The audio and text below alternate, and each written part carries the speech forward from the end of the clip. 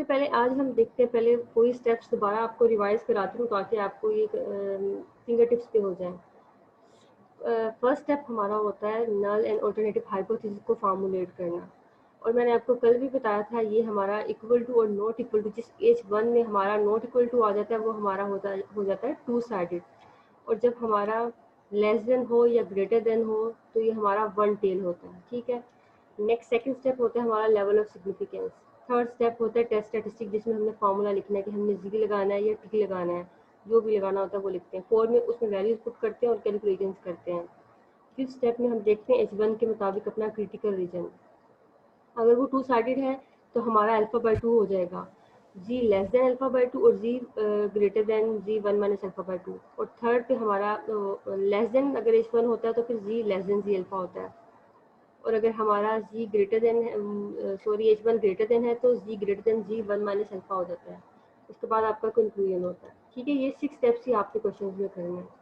Next ये भी दोबारा रिवाइज करा देती हूँ। अगर नॉर्मल पॉपुलेशन हो, सिग्मा स्केल नॉन हो, सिग्मा स्केल की वैल्यू क्या हो, नॉन हो, एन लार्ज हो या स्मॉल हो, इससे कोई फर्क नहीं पड़ता, आपने जी लगाना है। और उसके भी फिर यही अभी जो मैंने आपको बताया, H1 not equal to two sided हो जाए, वन साइडेड हो जाए, तो क्या करना है आपने। ठीक है, ये वाले क्रिटिकल रीजन आपने देख लेना है। रिजेक्ट एज नोट, ये कंडीशन हमारी होती है क्रिटिकल रीजन की। Reject as naught if this, अगर ये कंडीशन फुलफिल हो जाती है कि वाकई जी जो कैलकुलेटेड वैल्यू है वो जी टेबुलेटेड वैल्यू से छोटा हो जाए, तो हम इसको कहते हैं रिजेक्ट एज नोट। अगर ये कंडीशन फुलफिल ना हो तो हम कहते हैं एक्सेप्ट एज नोट। और ये भी याद रखना, कल भी आपको कंफ्यूजन थी इसमें कि ग्रेटर देन हो तो इसमें लिखते हैं वन माइनस अल्फा होता है, यानी कि alpha he alpha by to नहीं करते हैं लेकिन वन माइनस अल्फा करते हैं। लेस देन का केस हो तो उसमें जी अल्फा करते हैं। सेकंड केस हमारा था, हम अगर हमारे पास एनी पॉपुलेशन हो, पॉपुलेशन कोई भी हो, सिग्मा स्केल अननोन हो, लेकिन एन लार्ज होने की वजह से वो नॉर्मल कोई अप्रोच करेगी वो जी ही होगा, बस सिग्मा की जगह पे एस आ जाएगा, एस हैट। और बाकी टेस्ट स्टैटिस्टिक जो है, और टेस्ट स्टैटिस्टिक में फ़र्क आया है, बाकी जो आपके हैं ये क्रिटिकल रीजन के सेम रहेंगे। थर्ड में अगर हमारे पास नॉर्मल पॉपुलेशन हो, सिग्मा स्केल अननोन हो और एन स्मॉल हो, तो हमारे पास टी लगता है। टी का फॉर्मूला बेसिकली आप देखें तो ये जी की तरह ही है, बस इसमें आपकी जो है टेबुलेटेड वैल्यू चेंज हो जाती है। H1 अगर हमारे पास टू साइडेड हो जाए तो उसके लिए भी अल्फा बाई टू हो जाएगा, alpha by to one minus alpha by to. New degree of freedom use करते हैं। डिग्री ऑफ फ्रीडम न्यू का मतलब है वन सैंपल है तो n माइनस वन, अगर टू सैंपल होंगे तो n1 plus n2 minus two हो जाता है। ठीक है, लेस देन के लिए अल्फा बाई टू और ग्रेटर देन के लिए one minus alpha by to के कॉरस्पॉन्डिंग वैल्यू देखनी है। कंडीशन फुलफिल होगी तो आपने कह देना रिजेक्ट एच नोट। अगर एक भी कंडीशन फुलफिल नहीं होती है तो आप क्या करते हैं, एक्सेप्ट एच नोट कर लेते हैं।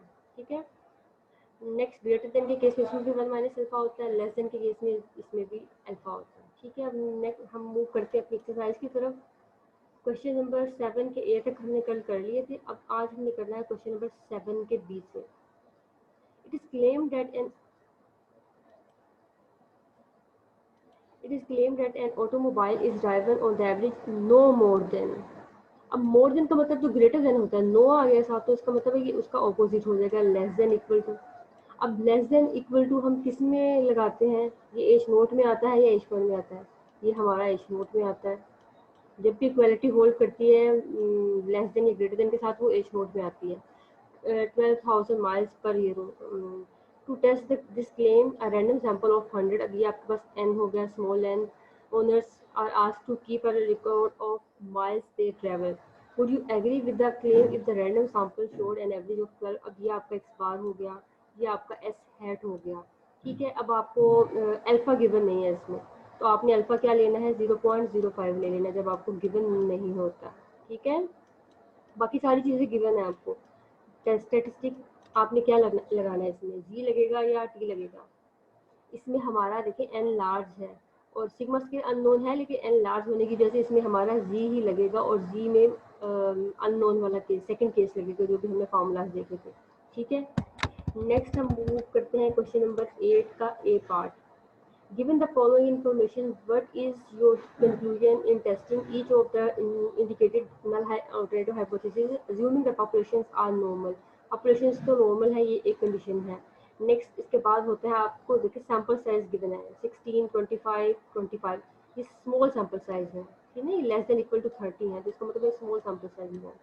आपको मीन गिवन है, एस्टिमेटेड वेरिएंस गिवन है, इसका मतलब है सिग्मा स्केयर भी अननोन है, एन भी स्मॉल है और पॉपुलेशन भी नॉर्मल है, और आपको हाइपोथेसिस भी गिवन है, लेवल ऑफ सिग्निफिकेंस भी गिवन है। इसमें आपका टी टेस्ट लगेगा, ठीक है। अब आप क्वेश्चन वही स्टेप्स हैं जो टी टेस्ट के हमने कल एग्जाम्पल्स में देखे थे, वही 6 स्टेप्स हैं, बस टेबल की वैल्यू जो है ना वो देखना चेंज है, बाकी सब कुछ सेम ही है, ठीक है। आपने ये सारे टी टेस्ट लगाने हैं। नेक्स्ट इसके बाद आपको एन गिवन है, देखिए ये एन 12 17 6 ये भी लेस देन इक्वल टू 30 है, तो ये भी हमारा स्मॉल एन सैम्पल है। एक्स बार गिवन है आपको, summation x minus x bar given है, तो आपको एस नहीं गिवन है यहाँ पे, सिग्मा स्केयर सिग्मा अननोन है, तो इसका मतलब यहाँ पे भी आपका क्या लगना है, टी लगेगा। लेकिन यहाँ पे आपने डिवाइजर में क्या करना है, एन माइनस 1 से डिवाइड करते जाएंगे, आपके पास एस स्केयर हैट आ जाएगा, फिर उसका अंडर रूट लेंगे तो आपके पास एस हैट आ जाएगा, ठीक है। नेक्स्ट इसके बाद हाइपोथेसिस गिवन है और लेवल ऑफ सिग्निफिकेंस गिवन है। अब ये कंफ्यूज नहीं होना कि ये 5% तो ये कैसे मतलब इसको लिखना है, 5% तो 0.05 लिख लेंगे, 1% तो 0.01 लिख लेंगे, 2.5% तो 0.025 लिख लेंगे, ठीक है। इसको आपने इस तरह से लिखकर, और अगर अल्फा बाई 2 करना है या अल्फा करना है या 1 माइनस अल्फा करना है, उसके कोरिस्पॉन्डिंग टेबल से वैल्यू देखेंगे और इसको सोल्व कर लेंगे। नेक्स्ट क्वेश्चन नंबर 8 का B part, a random sample of size n is drawn from a normal population with mean 5 and the variance is sigma scale। Mean इसमें आपको गिवन है और सिग्मा स्केल जो है वो यहाँ पे क्वेश्चंस के अंदर ही गिवन होगा, नहीं है तो उसको फाइंड करना होगा। फर्स्ट पार्ट है हमारे पास, अगर आपके पास n25 हो जाए, अब ये देखिए ये 2 मार्क्स के क्वेश्चन होते हैं, आपको उसमें ये पूछ सकते हैं और ये आते भी हैं अक्सर कि अगर आपको n25 हो जाए, एक्स बार आपका 3 हो जाए, एस भी गिवन हो, तो टी की क्या वैल्यू होगी। अब आपको पता है एन स्मॉल है तो इसका मतलब है टी भी लगना है, जी तो लगना ही नहीं है, और एस अननोन है, मतलब सिग्मा स्केयर अननोन है और सेकंड अननोन जो एन है वो स्मॉल है, तो हमारा टी लगेगा। अब टी की वैल्यू जस्ट निकालनी है आपने, वो 6 स्टेप्स नहीं करने हैं, तो इसके लिए आप क्या करेंगे, सबसे पहले आपने सारी जो आपको वैल्यूज गिवन थी वो लिख ली, टी का फॉर्मूला लिख लिया, x bar minus mu s hat over under root n, x bar की वैल्यू पुट कर दी, म्यू की, एस की, एन की सारी वैल्यूज पुट कर दी, आपके पास टी की वैल्यू आ जाएगी। बस आपने टी की वैल्यू बतानी है, कोई स्टेप्स नहीं करने हैं। सेकेंड है इसका पार्ट, एन आपको गिवन है, एक्स बार गिवन है, टी की वैल्यू गिवन है, अब आपने एस हैट फाइंड करना है, ठीक है, जो क्रॉस मल्टीप्लिकेशन के थ्रू करना होगा आपने। देखिए अब जैसे कि सेकंड पार्ट में आपको एन एक्स बार टी सब चीज़ें गिवन है, आपने एस फाइंड करना है, आपने टी की वैल्यू पुट कर दी, एक्स बार की, म्यू की, एन की सारी वैल्यू पुट कर दी, ये क्रॉस मल्टीप्लिकेशन की सिंप्लीफाई की, आपके पास एस हैट की वैल्यू आ गई। क्लियर है, इसमें आपके 6 स्टेप्स नहीं है, बस आपने जो वैल्यू अननोन है उसको फाइंड करते जाना है। नेक्स्ट है third step, n equal to 25, third part n equal to 25 as ये है, t की वैल्यू गिवन है, x बार फाइंड करना है। अब इसमें भी आप वही फार्मूला यूज़ करेंगे t वाला, और उसमें क्रॉस मल्टीप्लिकेशन करके मजीद इधर उधर लेके जाकर वैल्यूज को आप निकाल लेंगे। फोर्थ पार्ट में भी आपको s गिवन है, x बार गिवन है, t गिवन है और आपने n फाइंड करना है, ठीक है। ये भी आप उसी फार्मूले के थ्रू कर लेंगे। नेक्स्ट है क्वेश्चन नंबर 9 का ए part, injection of a certain type of hormone into a hens is said to increase the mean weight of X by 0.3 ounces। ठीक है, अब इंक्रीज का वर्ड यूज हुआ है, तो हम क्या करेंगे, हमारा ये ग्रेटर देन होगा ना, ग्रेटर देन इक्वल टू नहीं, जस्ट ग्रेटर देन होगा, इंक्रीज का मतलब है। अब ये ग्रेटर देन हमारा इस नोट में आता है या H1 में आता है, ये कंडीशन आपने ये याद रखना है हमेशा, इनइक्वालिटी है ना ये, इनइक्वालिटी हमारी किस में आती है, H1 में। अगर ये ग्रेटर देन इक्वल टू होता तो H नोट में आ जाता, ठीक है। नेक्स्ट इसके बाद अब इसका ऑपोजिट आप बना सकते हैं इस नोट, सैंपल ऑफ 30, अब ये आपको n गिवन है, अरिथमेटिक मीन 0.4 ऑन्सेस, ये आपको बार गिवन है, प्री इंजेक्शन s आपको गिवन है। Is this enough reason to accept the statement that the mean increase is more than 0.3 ounces? अब उन्होंने नीचे भी दोबारा से बता दिया कि मोर देन 0.3, ऊपर इंक्रीज से भी ये शो हो रहा था, ग्रेटर देन लगना, और मोर देन से भी आपको पता चल गया ग्रेटर देन लगना। आपका एच नोट हो जाएगा mu less than equal to 0.3 और H1 है ग्रेटर देन 0.3, ठीक है। और उसको second step level of significance, third में आपने टेस्ट स्टैटिस्टिक की वैल्यू लिखनी है, क्योंकि आप देखिए यहाँ पे आपको सिग्मा स्केयर अननोन है और जो है 30 है, लेस देन या इक्वल टू 30 होता है तो हम टी लगाते हैं, तो यहाँ पे टी लगेगा। नेक्स्ट इसके बाद टेस्ट स्टैटिस्टिक लिख लिया, फोर्थ में कैलकुलेशन कर दी, फिफ्थ में आपने क्रिटिकल रीजन से टी की वैल्यू फाइंड कर ली कि क्या करना है। अब ये ग्रेटर देन है तो यहाँ पे क्या होगा, T greater than T 1 minus new degree of freedom और 1 माइनस अल्फा होगा। वो वैल्यू आप टेबल से देख लेंगे और फिर इसके मुताबिक रिजेक्ट हो रहा है एक्सेप्ट हो रहा है वो बता देंगे। और अल्फा यहाँ पे गिवन नहीं है तो 0.05 लेंगे। ये याद रखना है, जब गिवन नहीं होता तो 0.05 लेते हैं, अदरवाइज जो गिवन है वही करना है। क्वेश्चन नंबर 9 का B part, a random sample of 25 hens. अब ये क्या आपको एन गिवन है, random sample from a normal population है डेट हैज एवरेज लाइंग। अब ये आपको इस बार गिवन है उसका विद वेरियस, ये आपको एस हेड गिवन है, एस हेड स्केयर गिवन है बेसिकली। जब भी आप याद रखें, जब भी आपने एस यूज़ करना है फॉर्मूले में तो उसका अगर ये एस स्केयर हेड है तो उसका अंडर रूट लेना होगा। The company claim that the average length is at least के लिए क्या यूज़ करते हैं, greater than equal to, at most के लिए लेस देन इक्वल टू और एटलीस्ट के लिए greater than equal to 285 x per year. Test the claim of the company at level of significance 0.05। Alpha भी गिवन है और ये आपको पता है ग्रेटर देन इक्वल टू किस में आता है, एच नोट में आता है ना, एच वन में नहीं आता। अगर जस्ट ग्रेटर देन होता तो एच वन में आता। ग्रेटर देन इक्वल टू है मतलब इक्वालिटी भी होल्ड कर रही है इनइक्वालिटी के साथ, तो ये हमारा एच नोट में आएगा। इसका ऑपोजिट बन जाएगा एच वन लेस देन। और आपको बाकी सारी चीज़ें गिवन है कि आपका लगना है क्योंकि एन इसमें स्मॉल और एस जो है वो सिग्मा स्केयर अननोन है, तो आप इसको टेस्ट के मुताबिक इजीली कर लेंगे। नेक्स्ट है क्वेश्चन नंबर 10 का ए part, a producer of a certain make flashlight dry cell batteries claimed that its output has a mean life of 750 minutes। अब इससे पहले देखें कोई आपको सैंपल का साइज कुछ ऐसी चीज़ें गिवन है, इसका मतलब है कि आपको म्यू की वैल्यू गिवन होगी। Next, a random sample of 50, अब यह आपको एन गिवन है, that is has been tested and the sample mean, अब ये आपको एक्स बार गिवन है, सैंपल स्टैंडर्ड डेविएशन ये आपको एस गिवन है, एस हेड गिवन है। Next, have been obtained verify that these results consistent with the null hypothesis। अब उन्होंने नल और अल्टरनेटिव हाइपोथेसिस भी खुद ही बता दी और अल्फा भी बता दी है, सब चीज़ें गिवन है, बस आपने इसमें टी टेस्ट लगाना है सेम।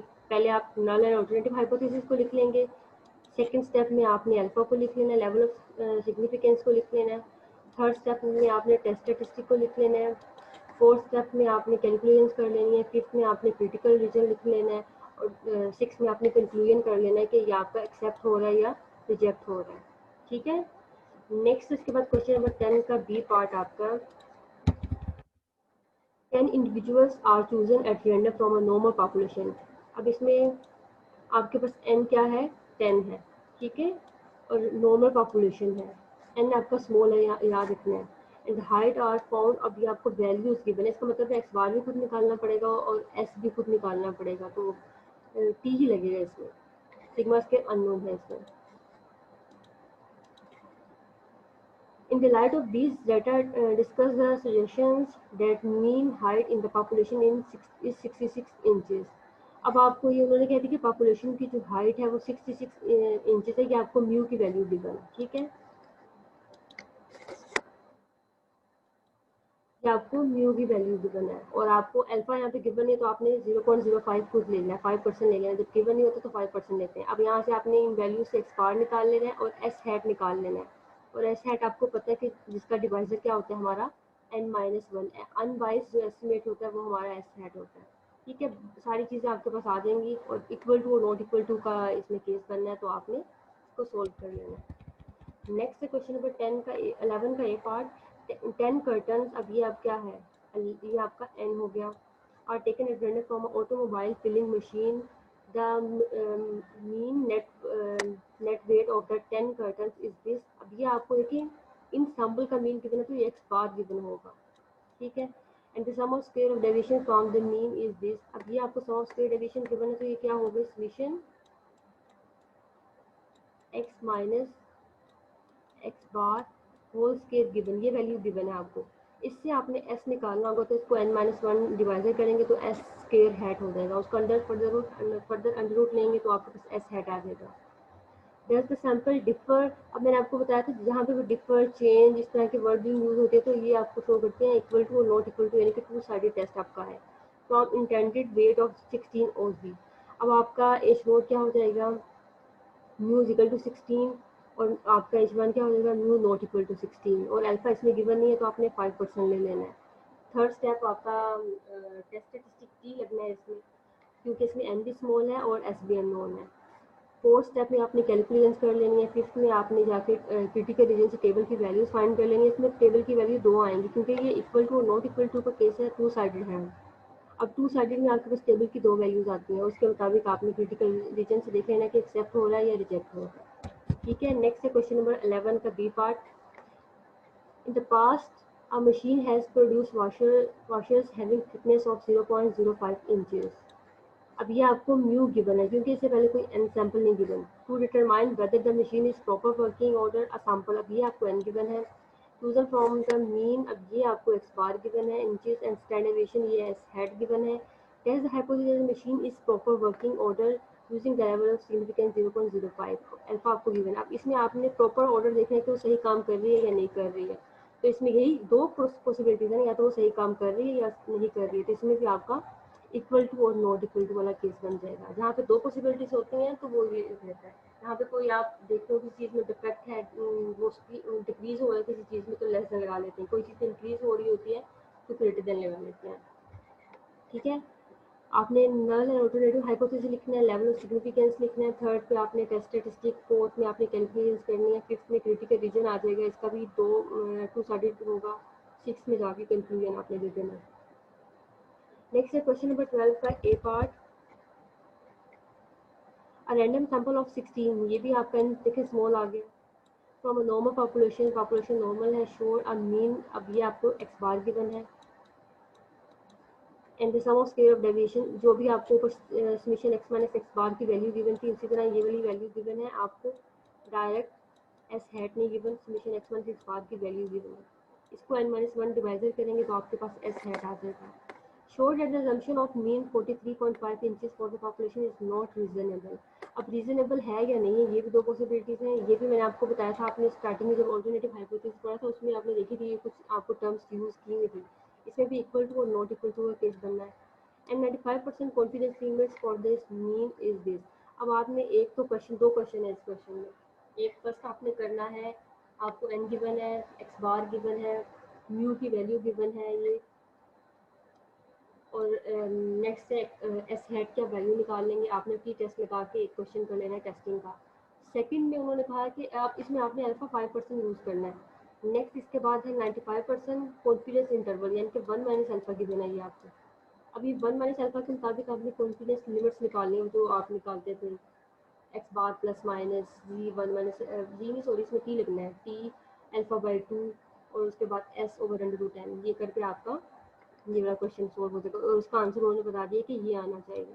ठीक है, इसमें दो क्वेश्चंस करने हैं आपने 12 के ए पार्ट में। नेक्स्ट है क्वेश्चन नंबर 12 का बी पार्ट।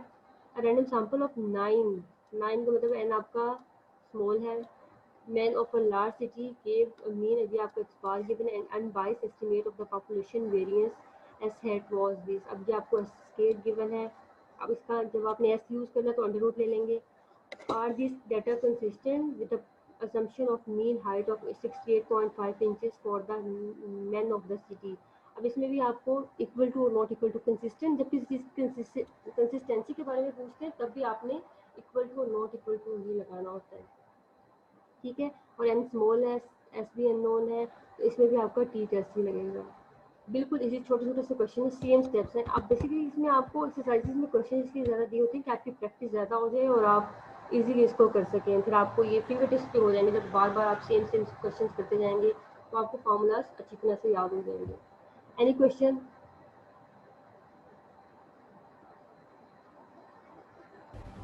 हमें 2 दिन चाहिए ही करने के लिए।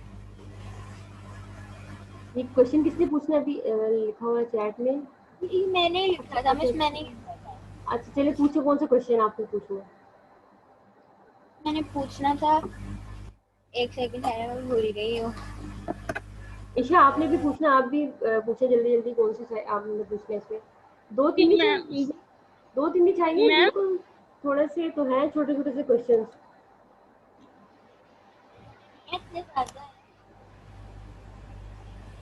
हाँ बोलिए निशा। मैम एक्सरसाइज 13.2 का जो 3 का बी पार्ट है ना, उसमें मुझे पता नहीं चल रहा कि H0 और H1 कौन सा है। एक्सरसाइज 13.2 का 3 का बी। अच्छा, और मनाहिल आपका? मिस मैंने भी यही पूछना था, खैर वो आपने बीच में बता दिया था एट लीस्ट और एट मोस्ट जब होता है तो हम एज नॉट लेते हैं, और जब हमारे पास ग्रेटर देन और लेस देन होता है तो हम एज 1 लेते हैं। ठीक है। अच्छा, यही था ना? हाँ ये एटलीस्ट होता है तो याद रखना greater than equal to, at most होता है तो लेस देन इक्वल टू, और जब भी लेस देन इक्वल टू आता है तो ये आपका एज नोट में आता है। अगर जस्ट इंक्रीज या डिक्रीज की बात हो, यानी कि कोई भी चीज़ लेस देन हो रही है या ग्रेटर देन हो रही है, तो ये आपके वन साइडेड होंगे, ये आपके एज 1 में आएंगे। ठीक है, ये याद रखनी है बातें। जिसके साथ इक्वालिटी आ गई, मतलब ये इनइक्वालिटी तो थी ना ग्रेटर देन, साथ उसकी इक्वालिटी आ तो गई है ना, तो ये हमारे एज नोट में जाएंगे। बाकी लेस देन इक्वल टू हमारे एज 1 में जाते हैं। आपने कौन सा कहा है 13.2 का ईशा?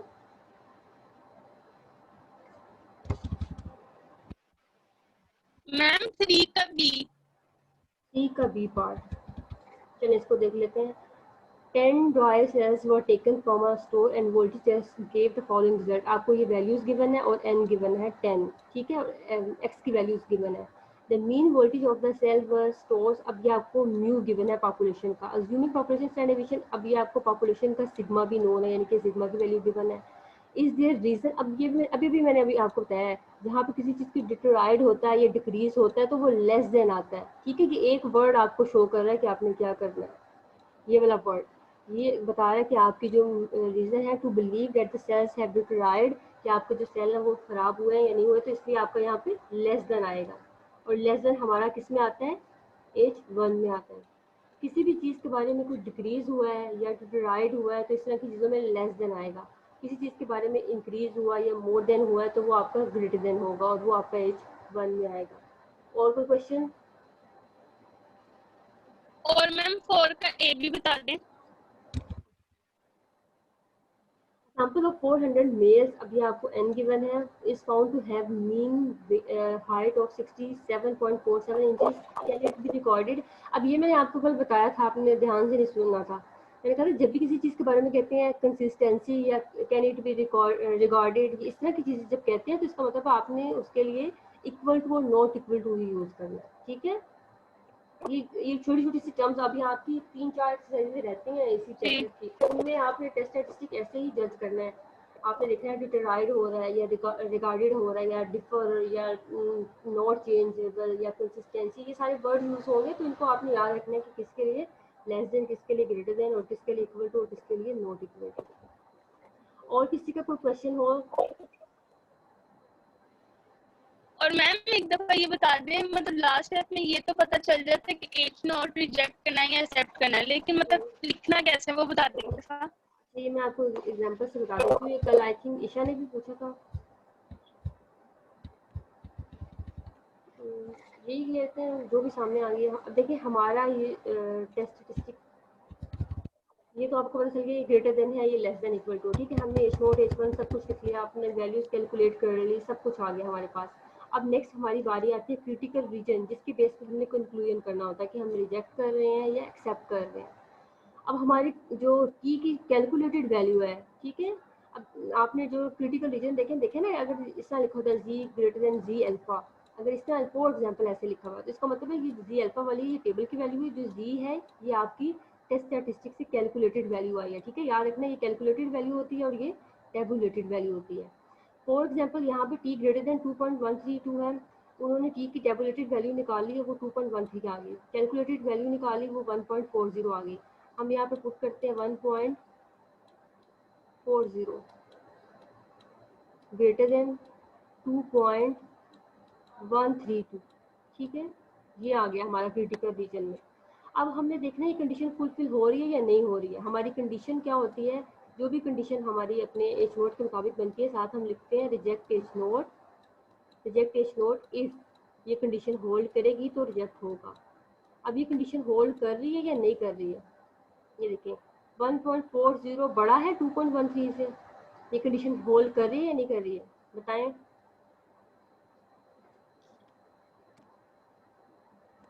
बताएं ईशा, होल्ड कर रही है? जी मैम कर रही है। कैसे कर रही है, 1.40 2.13 से बड़ा है नहीं, तो हाँ फिर हाँ गलत है सॉरी। तो ये कंडीशन होल्ड नहीं कर रही। अब ये कंडीशन होल्ड नहीं कर रही है तो हमें रिजेक्ट नहीं करना, हम क्या करेंगे फिर एक्सेप्ट करेंगे, ठीक है। हाँ, आपने कह देना है so this condition is not fulfil, या फिर आप यहाँ पे सिंस लिख दें, since this so we accept. यहाँ पे मैंने आपको कल भी बताया था डू नॉट रिजेक्ट की जगह पे आप एक्सेप्ट लिखना।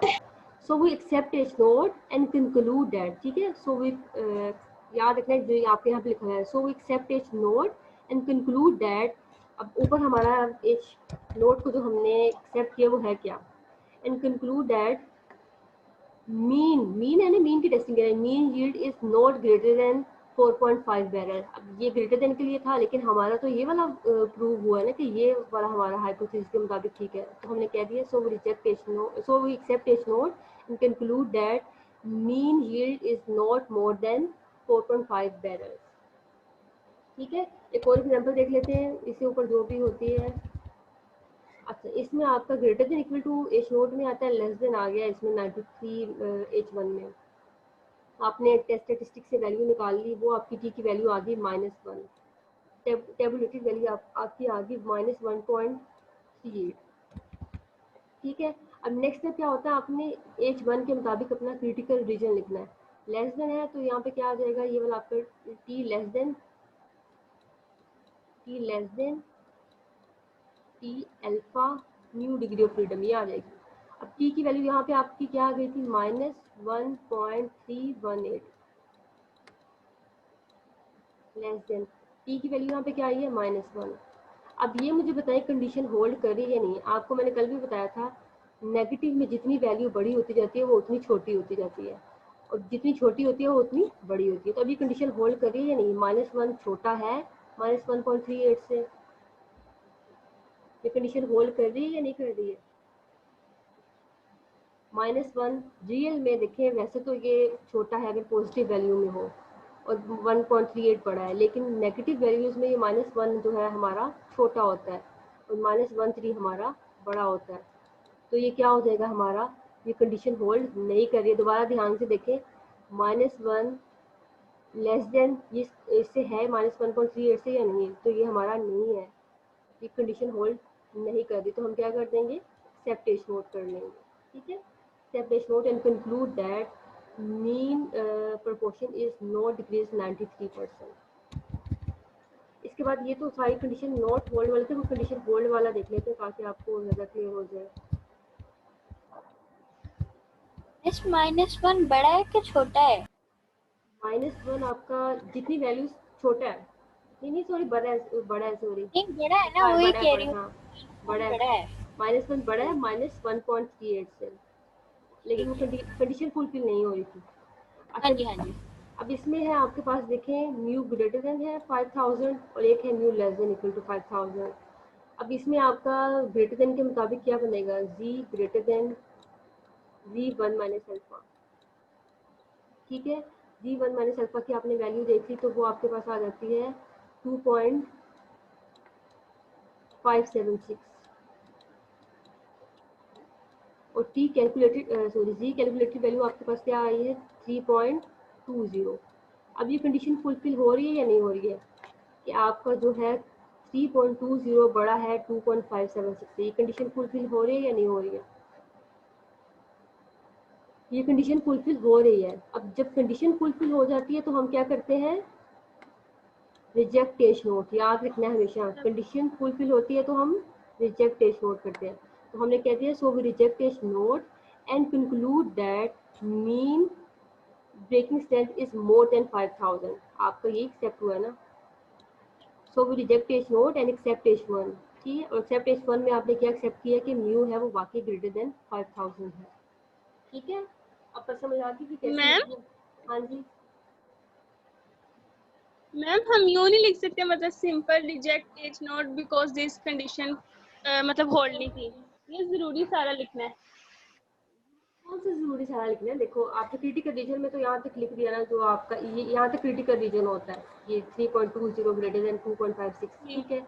नेक्स्ट कंक्लूजन में जाके आप ये वाली लाइन ना लिखो, ये वाली आपका जरूरी नहीं है, बस आपने कह देना है so we reject H naught, ये लिखना जरूरी है, ठीक है। कि आपकी कंडीशन फुलफिल नहीं हुई है, ये कंडीशन लिखना जरूरी नहीं है, तो मतलब ये आपको नजर आ रहा है वैसे। आपने कह देना so we reject H naught and conclude that, या फिर आप ये कह सकते हो so we reject H naught and accept H1, ठीक है। reject H0 and accept H1 and conclude that mu is greater than 5000. अपनी वर्डिंग में लिख लो इसको, ऐसे ही लिखना है, ये देखें. ठीक है. So we reject H0 and accept H1 and conclude that mu is greater than 5000. इसके ऊपर कोई देखते हैं एग्जाम्पल, उसमें भी क्या हुआ, इसमें भी रिजेक्ट हो रहा है. अब इसमें हमारे पास था mu लेस देन 6. अब इसमें भी हमारी देखिए कंडीशन के मुताबिक जो है -5 लेस देन, टेबल की वैल्यू क्या है, -1.645. अभी शायद मैंने मुझे पीछे क्वेश्चन में थोड़ा उल्टा बोल दिया था, जो हमारी वैल्यू बड़ी होती है तो वो रियल में हमारी छोटी होती है, और जो छोटी होती है वो बड़ी होती है. इसका मतलब ये वैल्यू बड़ी है और ये वैल्यू छोटी है. ठीक है, ये कंडीशन फुलफिल हो रही है या नहीं हो रही है कि -5 जो है लेस देन हो रही, क्योंकि -5 जितना बड़ा है लेकिन वो छोटा है इससे, इसका मतलब ये कंडीशन फुलफिल हो रही है. तो हम क्या कह देंगे, सो वी रिजेक्ट H0. ठीक है, so we reject H0 and accept H1 and conclude that mu is less than 6. ठीक है, क्या कहेंगे हम, so we reject जी H0, मैम ठीक. accept H1 and conclude that mu is less than 6. यहाँ पे आज आपका काम कंप्लीट होता है. आज मैंने इतना ही कराना है. नेक्स्ट मैंने सोचा तो था फॉर्मूलाज करा दूंगी, लेकिन वो आपका जो है डर, इस वजह से आज इतना ही काफ़ी है. नेक्स्ट इंशाल्लाह फिर कल ही पढ़ेंगे. ठीक है, छोटे छोटे से क्वेश्चन हैं, आप इसको 1 घंटा भी लगाएंगे तो इजीली हो जाएंगे. एनी क्वेश्चन, और किसी की कोई क्वेश्चन है? No.